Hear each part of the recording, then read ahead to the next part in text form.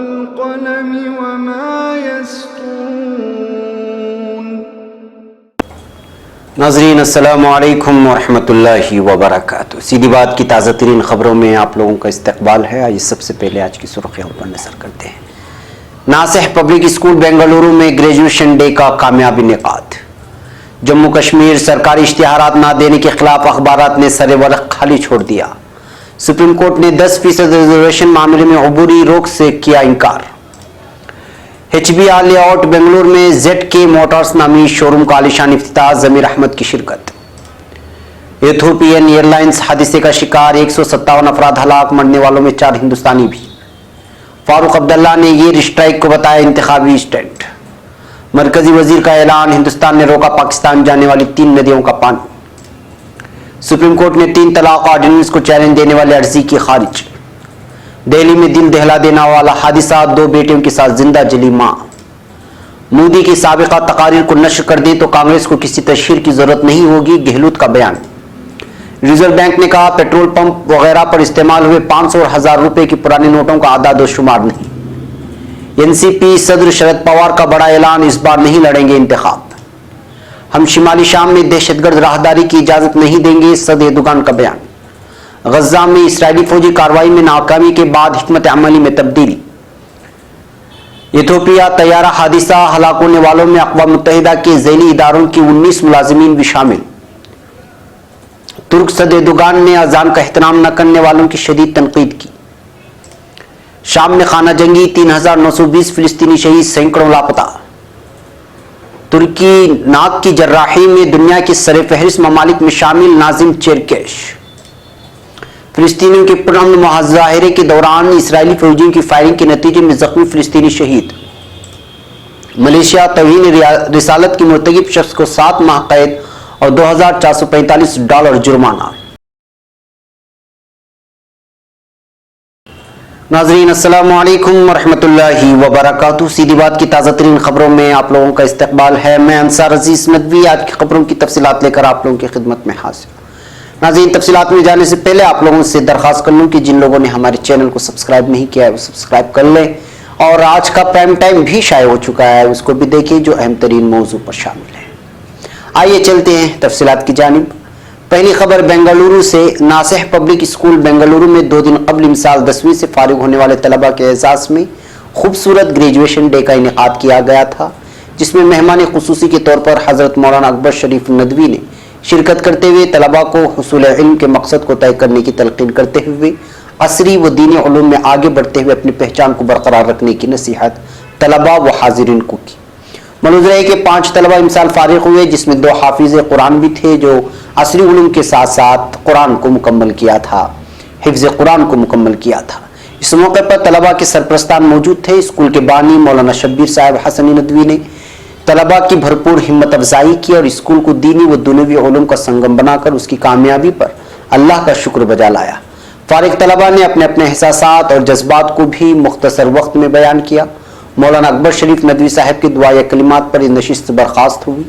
मलहूज रहे कि इससे एक दिन कबल यहाँ तालिबात के लिए भी एक मखसूस ग्रेजुएशन तकरीब सजाई गई थी, जिसमें मेहमान खुसूसी के तौर पर निखत तबस्सुम आबरू जो कि मुस्लिम यतीम खाने के ज्वाइंट सेक्रेटरी और सरकारी हेल्थ एंड फैमिली महकमे के एग्जीक्यूटिव डायरेक्टर हैं, साथ ही अदा फातिमा KS जो कि महकमे अक़लियत के ज्वाइंट डायरेक्टर हैं, एजाजी मेहमान के तौर पर शरीक हुई।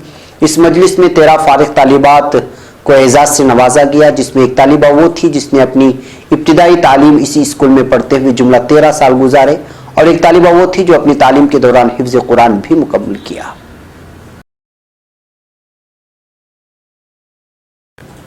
अब खबर नई दिल्ली से। जम्मू कश्मीर हुकूमत के जरिए बिना वजह बताए इश्तिहार न देने के खिलाफ कश्मीर घाटी में शाये होने वाले अक्सर अखबारों ने इतवार को अपने सरे वरक़ पर कुछ भी शाये नहीं किया। कश्मीर एडिटर गिल्ड KEG ने गुज़िश्ता महीने दावा किया था कि रियासती हुकूमत ने घाटी के 2 अहम मकामी अखबार ग्रेटर कश्मीर और कश्मीर रीडर को इश्तिहार देना बंद कर दिया है। इसकी मुखालिफत में यहाँ अंग्रेजी और उर्दू अखबारात ने अपने सरे वरक़ पर कुछ भी शाये नहीं किया। पहले सफ़े पर सिर्फ कश्मीर एडिटर गिल्ड का पैगाम छापा गया था। उसमें लिखा था, हुकूमत की बिना साफ वजह बताए हुकूमत बिना किसी वजह बताए ग्रेटर कश्मीर और कश्मीर रीडर को इश्तिहार देने से मना करने की मुखालिफत में कश्मीर एडिटर्स गिल्ड के एक तर्जुमान ने बताया कि कश्मीर एडिटर्स फोरम के सनीचर को कश्मीर मीडिया को बर्बाद करने की हुकूमत के इस कदम के खिलाफ पहला सफा काली शाये करने का फैसला लिया है। अब खबर नई दिल्ली से। सुप्रीम कोर्ट ने जनरल जुमरे के इक्तिसादी तौर से पसमानदा तबके को 10% रिजर्वेशन दिए जाने के मरकजी हुकूमत के फैसले पर अबूरी रोक लगाने से पीर को इनकार कर दिया है। चीफ जस्टिस रंजन गोगोई की सदारत वाले बेंच ने कहा कि वो इस सिलसिले में कोई अबूरी हुक्म जारी नहीं करेगी। समाअत के दौरान दरखास्त गुजार तहसीन पुनावाला की जानिब से पेश सीनियर वकील राजूद्धन ने बेंच के सामने दलील दी कि इस मामले को आईनी बेंच के सामने भेजा जाना चाहिए क्योंकि इसमें आईन के बुनियादी ढांचे पर सवाल खड़े होते हैं। इस पर जस्टिस गोगोई ने कहा कि इस मामले को आईनी बेंच की सुपुर्द किया जाए या न किए जाने से मुंसलिक नुकात पर अगली समाअत के लिए गौर करेंगे। नाज़रीन, अब एक बेंगलुरु से इश्तिहारी खबर है। HBR लेआउट रूबरू BDA कॉम्प्लेक्स ZK मोटर्स नामी शोरूम का इफ्तिताह कर्नाटक के वजीर BZ जमीर अहमद खान के हाथों अमल में आया है। BZ मोटर्स के मालिक और जिम्मेदारों को मुबारकबादी पेश की गई। मोहम्मद फारूक, जो कि शोरूम के मालिक हैं, उन्होंने बताया कि शोरूम में तमाम तर कंपनियों से वाबस्ता नई सवारियां और 2 व्हीलर्स बुक करा सकते हैं। उन्होंने कहा कि अगले दिनों में मजीद तमाम तर सहूलियात से वाबस्ता शोरूम खोलेंगे। सरकार से अपील भी की कि वो 2 व्हीलर की खरीदारों के लिए टैक्सेस में कमी लाए क्योंकि हर मुतवस्सित तबका और गरीबों के इस्तेमाल में लाई जाने वाली ज़रूरत है। इस मौके पर नई नई स्कीम भी मुतारिफ कराए गए हैं। रजिस्ट्रेशन और दीगर कई ज़रूरी खिदमात को शोरूम में मुफ्त फराहम किए जाने की भी बात कही है। इस मौके पर मीडिया नुमाइंदों के साथ कई लोग शरीक थे।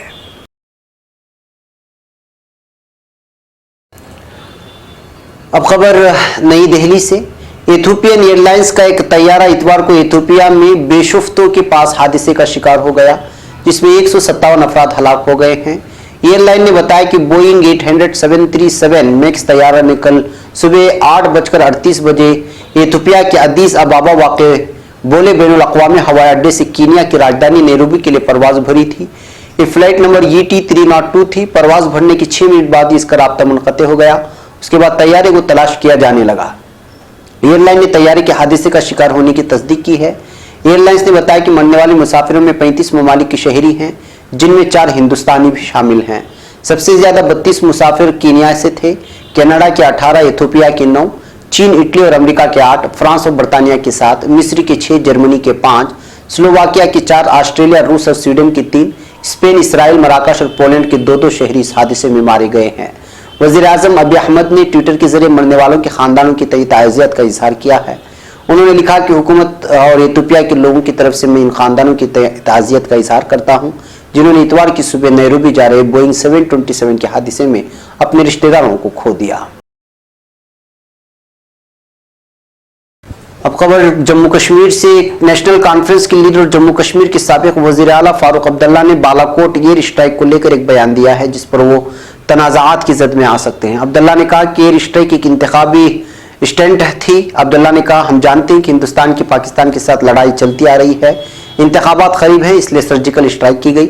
इस कार्रवाई में हमने करोड़ों का हवाई जहाज खो दिया।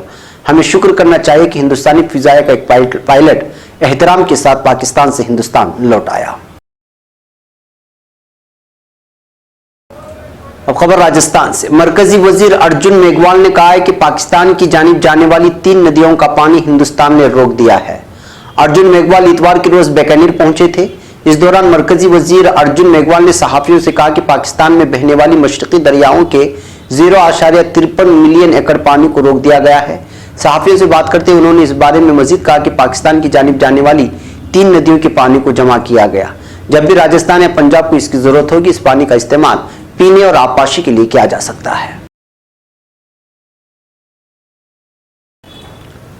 अब खबर नई दिल्ली से। सुप्रीम कोर्ट ने 3 तलाक ऑर्डिनेंस को चैलेंज देने वाले अर्जी को खारिज कर दिया है। वकील दीपक कैंसल ने इसे चैलेंज दिया था।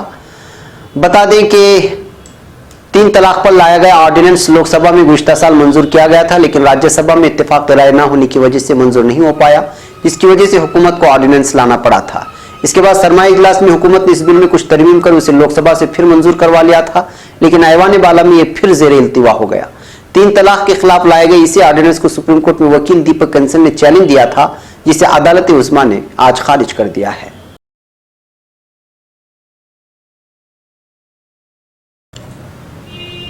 एक और खबर नई दिल्ली से। दारुल हुकूमत दिल्ली में एक दिल दहला देने वाला हादसा पेश आया है। यहाँ के अक्षरधाम फ्लाईओवर पर चलती गाड़ी में अचानक आग लग जाने से 3 अफराद जिंदा जल गए।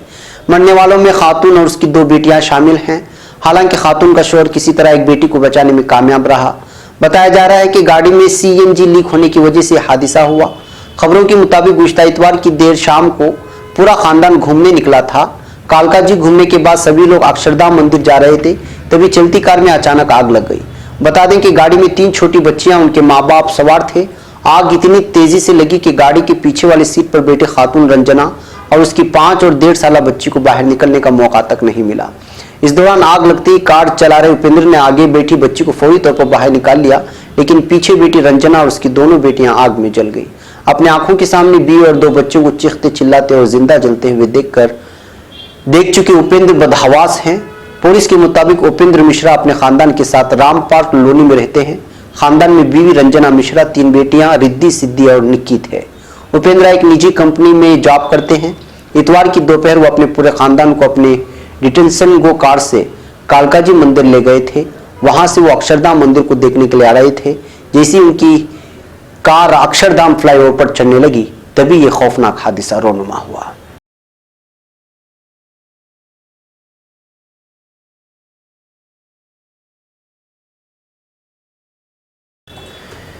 अब खबर राजस्थान से। लोकसभा इंतखाबात की तारीखों के ऐलान के साथ ही कांग्रेस ने बीजेपी के खिलाफ हमलावर रुख और तेज कर दिया है। राजस्थान के वजीर आला अशोक गहलोत ने पीएम मोदी पर हमला बोलते हुए कहा कि जिस तरह का सुलूक अपोजिशन और आईनी इदारों के साथ किया है, इससे यही लगता है कि मुल्क खतरे में है। बता दें कि इलेक्शन कमीशन ने गुज़िश्ता इतवार को 17वीं लोकसभा इंतखाबात की तारीखों का ऐलान कर दिया है। पूरे मुल्क में 7 मराहिल में 543 सीटों पर पोलिंग कराई जाएगी। 23 मई को इंतखाबात के नताइज का ऐलान होगा। इसके साथ ही मुल्क भर में ज़ाबिते अखलाक भी लागू हो गया है। उन्होंने मजीद कहा, मुल्क में तब्दीली का वक्त है और कांग्रेस मोदी हुकूमत को उखाड़ फेंकेगी। मोदी जी ने 2014 में जो भी वादे किए उन्हें पूरा नहीं किया गया। पीएम मोदी अगर बॉलीवुड के अदाकार होते तो ज्यादा कामयाब होते, क्योंकि वो लटके झटके के साथ बात करते हैं। अपने 5 साल दौर में उन्होंने कुछ भी काम नहीं किया, सिर्फ बातें की हैं। उन्होंने मजीद कहा कि मोदी हुकूमत में सब कुछ गायब हुआ है। काला धन लाने का वादा क्या किया था, लेकिन मुल्क के करोड़ों रुपए लेकर लोग गायब हो गए। 2 करोड़ रोजगार देने की बात कही गई थी, वो भी गायब हो गई। बदनवानी की बात नहीं करने वाले की हुक्मरानी में लोकपाल भी गायब हो गया। 15-15 लाख रुपए आने की बात कही, लेकिन वो भी गायब हो गए। अब अवाम इसका जवाब देगी। असेंबली इंतखाबात में जिस तरह अवाम ने बीजेपी को सिरे से खारिज कर दिया था, ठीक ऐसा ही लोकसभा इंतखाबात में भी होने वाला है। उन्होंने मजीद कहा कि मोदी की सिर्फ 2014 से पहले वाली तकारीर नष्ट कर दिए जाएं तो कांग्रेस को इंतखाबात में तशहीर करने की जरूरत ही नहीं पड़ेगी। उन्होंने मजीद कहा कि आने वाली 23 मई को मुल्क में एक नई हुकूमत बनेगी। अब तब्दीली का वक्त आ गया है। अब खबर नई दिल्ली से। रिजर्व बैंक ऑफ इंडिया ने कहा है कि नोटबंदी के दौरान पेट्रोल पंप, रेल टिकट और बिजली पानी वगैरह की बिलों की अदायगी में लोगों के जरिए इस्तेमाल किए गए 500 और 1000 रुपए के पुराने नोटों का उसके पास कोई आदाद शुमार नहीं है। माना जा रहा है इसी अदायगी के जरिए ऐसे नोट अच्छी खासी तादाद में दोबारा बैंकों में वापस आ गए थे। आरबीआई ने आरटीआई के तहत मांगी गई जानकारी के जवाब में ये बात कही। वजीर आजम नरेंद्र मोदी ने 8 नवंबर 2016 को 500 और 1000 रुपए के पुराने नोटों को बंद करने का ऐलान किया था, लेकिन लोगों की सहूलत के लिए हुकूमत ने 23 खिदमत की बिलों की अदायगी कुछ वक्त के लिए ऐसे पुराने नोट के जरिए करने की छूट दे रखी थी। अब खबर महाराष्ट्र से। लोकसभा इंतखाबात की तारीखों के ऐलान के अगले ही दिन यानी 11 मार्च को महाराष्ट्र से एक बड़ी खबर मौसूल हो रही है। मीडिया जराये के मुताबिक नेशनलिस्ट कांग्रेस पार्टी एनसीपी के सरबराह शरद पवार ने इंतखाब न लड़ने का फैसला किया है। पवार ने महाराष्ट्र के पुणे में एक इंतखाबी तकरीब के दौरान ये ऐलान किया। हालांकि पहले भी वो इंतखाब न लड़ने की मंशा जाहिर कर चुके थे, लेकिन फिर बदले हुए माहौल में इम्कान जाहिर किया जा रहा था कि वो बीजेपी को शिकस्त देने के लिए किसी सीट से इंतखाब लड़ेंगे। काबिल जिक्र है कि एनसीपी इस मरतबा कांग्रेस के साथ इत्तेहाद बनाकर लोकसभा इंतखाब लड़ने का ऐलान कर चुकी है। शरद पवार ने पुणे में एक जलसे आम से खिताब करते हुए कहा कि मेरे खानदान से 2 लोग लोकसभा इंतखाब में उम्मीदवार बन रहे हैं और मैं समझता हूं कि ये सही वक्त है जब मुझे इंतखाब में खड़े नहीं होना चाहिए। उन्होंने मजीद कहा कि मैं पहले ही 14 मरतबा इलेक्शन लड़ चुका हूं और मैं समझता हूं कि इस बार मुझे उम्मीदवार बनने की जरूरत नहीं। अब खबर तुर्की से। सदर रजब तैयब एर्दोगान का कहना है कि हम शिमाली शाम में तुर्की मुखालिफत किसी दहशतगर्द राहदारी की तश्कील का मौका नहीं देंगे। सदर व आख पार्टी के रहनुमा एर्दोगान ने जिला खत्ताए की तहसील इस्कंदरोन में इंतखाबी मुहिम के दौरान आवाम से खिताब किया। उन्होंने बाज़ क़ुव्वतों की फ़िक्र व नस्ली तौर पर मुल्क में तफरीक़बाज़ी को शह देने की कोशिश करने पर जोर देते हुए कहा कि हमने शनाख्त, कौमी यकजहती व इत्तेहाद के अक़दार पर अमल पैरा होते हुए हर तरह की इश्तिआल अंगेज़ी को नाकाम बना दिया है। इसी तरीके से शाम से इराक़ तक तुर्क मुखालिफ हर तरह की चाल को मुज़ाकरात की मेज़ पर और मैदान जंग में मिलीमेट करने का जिक्र करते हुए सदर तुर्की ने वाज़ेह किया कि हमने अलहदगी पसंद दहशतगर्द तंजीम YPG को हज़ारों की तादाद में हथियार फराम करने वालों को जिस तरह अफरीन में हजीमत से दो चार किया था, इसी तरह मंबज से शुरू होते हुए हमारी जुनूबी सरहदों पर हम उनको सबक सिखाएंगे। अब खबर फिलिस्तीन से। इसराइल के कसीरुल इशात इब्रानी अखबार हार्टस ने लिखा है कि 11 नवंबर 2018 को गजा की पट्टी में इसराइली फौज की स्पेशल फोर्स के कमांडोज की कार्रवाई में नाकामी के बाद फौज ने अपनी हिकमत अमली तब्दील कर दी है। इब्रानी अखबार ने गुज़िश्ता रोज़ की इशाअत में शामिल रिपोर्ट में 11 नवंबर की इसराइली फौज की गजा की जुनूबी इलाके खान यूनुस में की गई कार्रवाई की इंतहाई पेचीदा और खतरनाक करार दिया। इस कार्रवाई में खान यूनुस में हमास के अस्करी विंग अल कस्साम ब्रिगेड के कमांडर समेत 7 फिलिस्तीनी शहीद, जबकि इसराइली फौजी ऑपरेशन के इंचार्ज एक कर्नल समेत 2 इसराइली फौजी अफसर हलाक हो गए थे।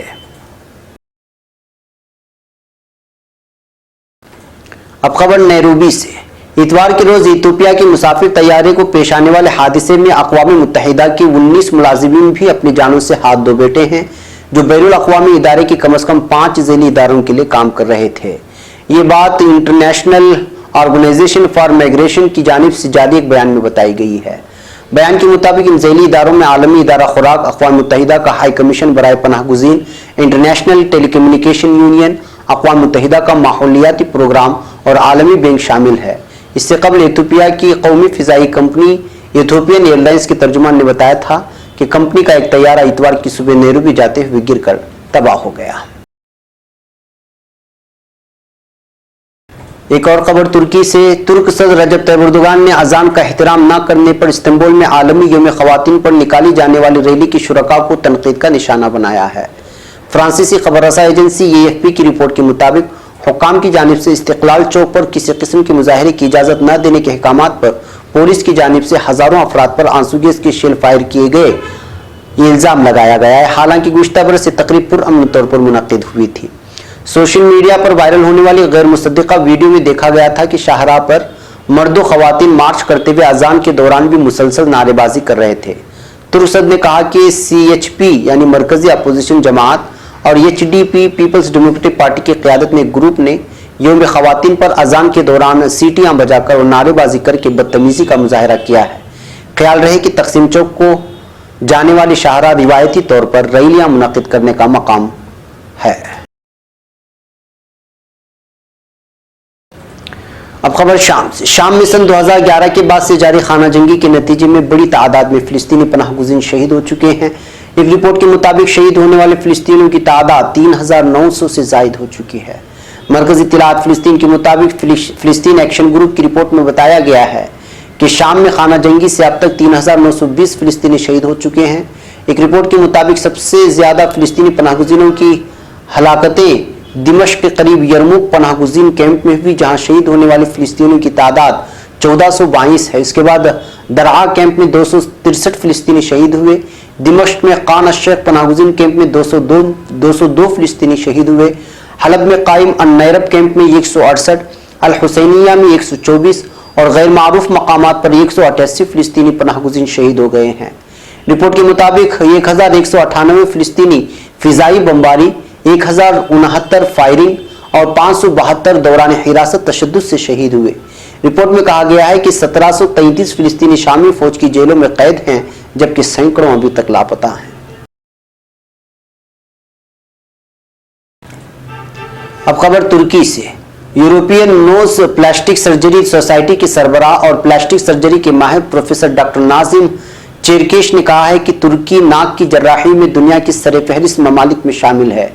चेरकेश ने रवां साल में फ्लोरेंस नाइटिंगेल शिशली अस्पताल में नाक की प्लास्टिक सर्जरी की बैनुल अक़वामी कॉन्फ्रेंस में जारी करदा बयान में कहा कि तुर्की नाक की सर्जरी में दुनिया के मारूफ जर्राहों को हर साल एक जगह जमा करके तजुर्बात के तबादले के साथ ताउन करता है।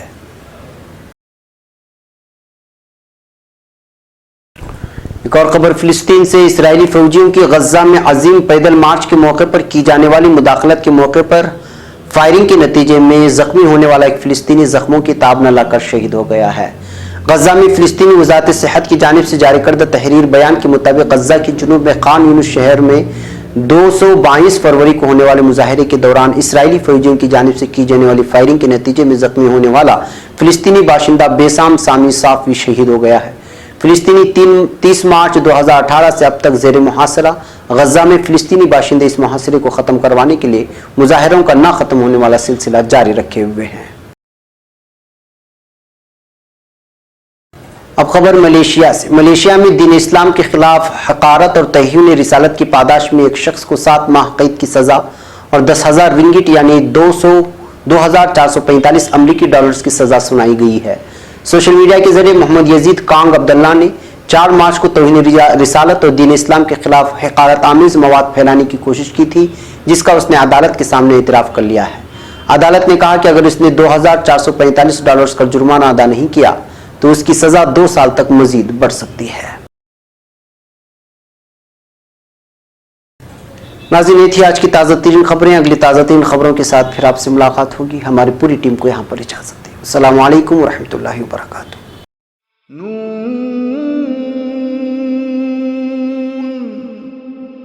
वल क़लम वमा यस्तुरून।